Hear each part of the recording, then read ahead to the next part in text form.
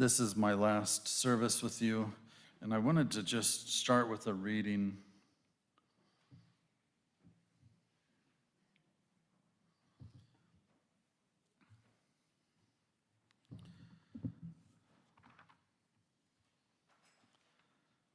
And then I'm going to share with you another reading.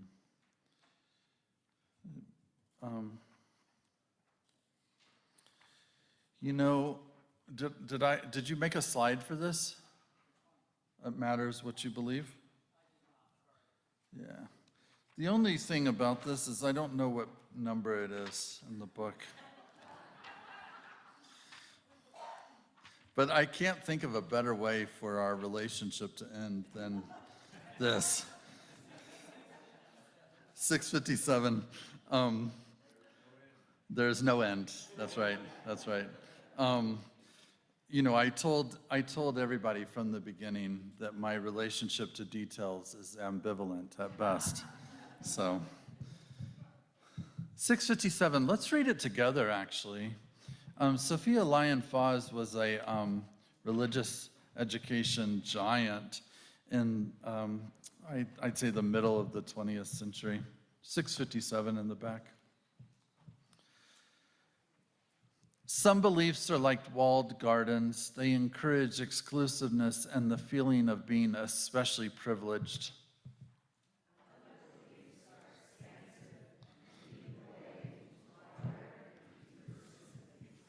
Some beliefs are like shadows, clouding children's days with fears of unknown calamities.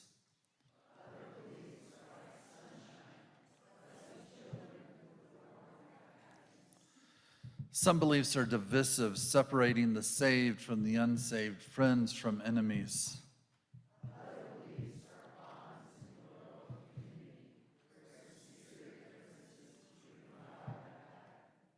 Some beliefs are like blinders, shutting off the power to choose one's own direction.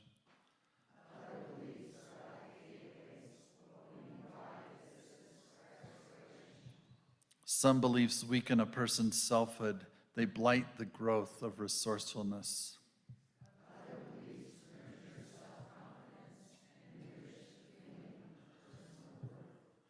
Some beliefs are rigid, like the body of death, impotent in a changing world.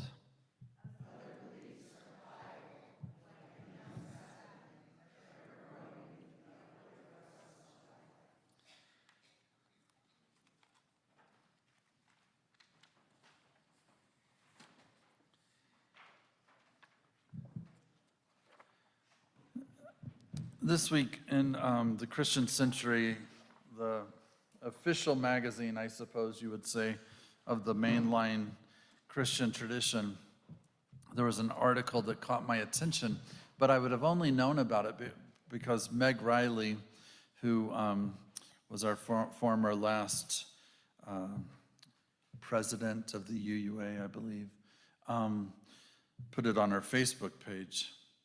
And it was about all of these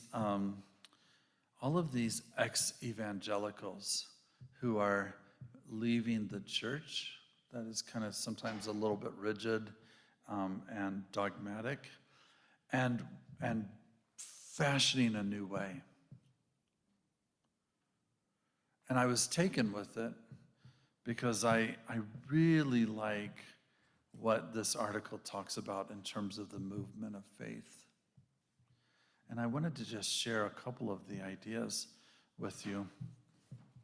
It was really brought home to me at Marta, my beloved's graduation with her doctoral program from Olive School of Theology. And at the Olive School of Theology, she took a doctorate in intersectional feminist worship. And it was a good program for her. But on the Olive Presidential Advisory Council is one of the Little Rock Nine. Do you remember the Little Rock Nine? In 1957 or something, 9 students integrated Central High School in Little Rock, Arkansas. And this woman said that she just signed up, there was a signature sheet going around. She was like, it's the closest school to me. Of course I'm just going to sign up. Her parents didn't even know. She just signed up. She just thought, I'm going to go to school, no big deal. And then she said it became the longest year of her life. They had to go, the 9 students had to go to the principal before school started and be told the rules that applied only to them. And she said there were 3 reactions to her presence by the students who had gathered there. One was the overwhelming majority of the students, and they would not make eye contact, and they would not speak, they would not acknowledge, and they would not even recognize that they were there.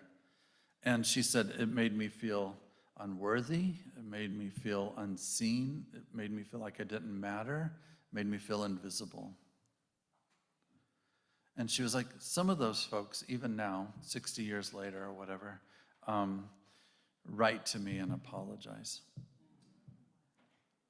Like, just this cluelessness, oblivion. And the second group was smaller still, but it was a small group whose job, they took on the job of embodying the hatred and violence that they saw outside of the school by all those segregationists who came to protest there. And they would shove them, they would spit at them, they would fight them, they would just harass them. And that was a smaller group. And she said, and then there was a third group, smaller still. And they would look them in the eye. They would say hello. They would smile at them. They would talk about the latest dance craze or the latest TV show or the latest music. She said it was a super small group, but it changed everything, made the world a difference. And as I think about All Souls, I think about Unitarian Universalism, as I think about liberal religion generally, whatever its name, whatever its path, we're just simply here to teach ourselves and to encourage ourselves and to teach our youngsters and to remind ourselves, whatever our age, to be as much as possible like that third group. Right? Solidarity, friendship, kindness. Just to do the part in our little world, at our little time, to make the world a little more beautiful, a little more just. We won't get it right the whole time. We'll screw it up. We'll make mistakes. It happens. So there's grace as well. It brought home to me the importance of this teaching that Meg Riley lifted up from the Christian century. This movement that we are seeing in Colorado Springs and more broadly is of spiritual deconstruction and spiritual reimagination. I don't need to tell you that in my journey, everything that I have gone towards is spiritual and prophetic imagination. Metaphors mean more to me than definitions, right? Which is why I felt bad when I was in Davenport and had to go and preach in the Iowa State Church. I mean, at the Ames, Iowa Church, where all the folks were from Iowa State, and they were all scientists. And I was like, I'm just going to share some poetry with you, and I apologize in advance. It's like, but I've always liked this idea of reimagining the path. And that's what we're seeing right now a little bit. So one of the movements of faith that we're seeing right now is from triumphalism to lament. You know that song, Onward Christian Soldiers? That's the triumphalism. that sense of Zionism and other religions, and this kind of colonial triumphalism, my way or the highway, is being replaced with a strong sense of lament. And what does lament bring forth? Compassion and solidarity. From morality to dignity. From morality to dignity. Now, this is the big one. This is the big one. If this can take hold, we're going to have a new world, right? This is going to be beloved community stuff. Many deconstructionists come from churches that have drawn a moral line between themselves and the rest of society. And they have come to grow weary of the hypocrisy inherent in that position, right? I mean, even as a kid, when I was a Baptist growing up in Galesburg, Illinois, I knew, even as a kid, I was like, if only Baptists are in heaven, I'm not entirely convinced, right? But that's what they were, injustice has survived by cowering behind the guises of morality and ethics. Now, if we can make this, if we can help this to happen, morality to dignity, from certainty to mystery, right? Let the mystery be. The Unitarians, when they were, when Emerson and those transcendentalists were trying to bring in this reform movement in the 1830s, and it became known as transcendentalism, they were like, your certainty is killing us. Your certainty is deathly. Embrace some mystery, embrace some mystery, embrace some mystery. And then from superiority to mutuality. My friend who was at that Iowa State church, UU church, at the Ames church, we were the same age, and he knew I was part of the UU Christian Fellowship, and he was a rugged humanist, and we loved each other deeply. And we were just in such deep bonds and friendship. And we would joke every once in a while, Brian, one day you'll be spiritually mature enough to understand where I'm coming from. and he'd say, Roger, one day I do believe in my heart you'll be smart enough to know where I'm coming from. So, right? We joked. We were in love with each other, but we joked about the silliness that sometimes builds these hierarchies of beliefs. From superiority to mutuality, again, is going to be such a huge move. Deconstructionists have grown skeptical of any claims to spiritual superiority. And then the last one. And this one may be the one that's most relevant to Unitarian Universalism, although all of that is really important. From rhetoric to embodiment.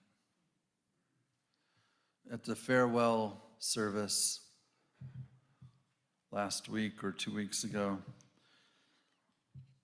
I said, this is a marathon, not a sprint. And as a marathon, keep up with your spiritual practices. And I don't care what, reading a scientific journal, taking a walk in nature, howling at the moon. Carla, where are you? Where are you, Carla? Carla. Ariana and I are convinced that paganism can help us to re-enchant the world, right? Re-enchant the world. And this idea of embodiment. What do we say, Sonia? We say in chaplaincy, we get out of your head and into your heart.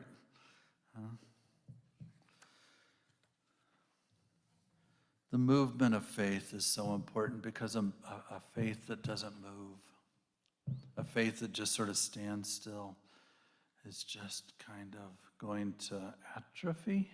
Is that the word? Atrophy? If Chris was here, he would know the word. Right? This movement helps deepen and strengthen our faith. All knowing that metaphors are metaphors and poetry is poetry, and the way that we attempt to grow in our faith, we all have different ways of approaching it. But at the end of the day, it's that solidarity of those students who smiled at the other and who loved the other and who danced with the other. That's the call. Rock on, All Souls. I love you. See you down the road.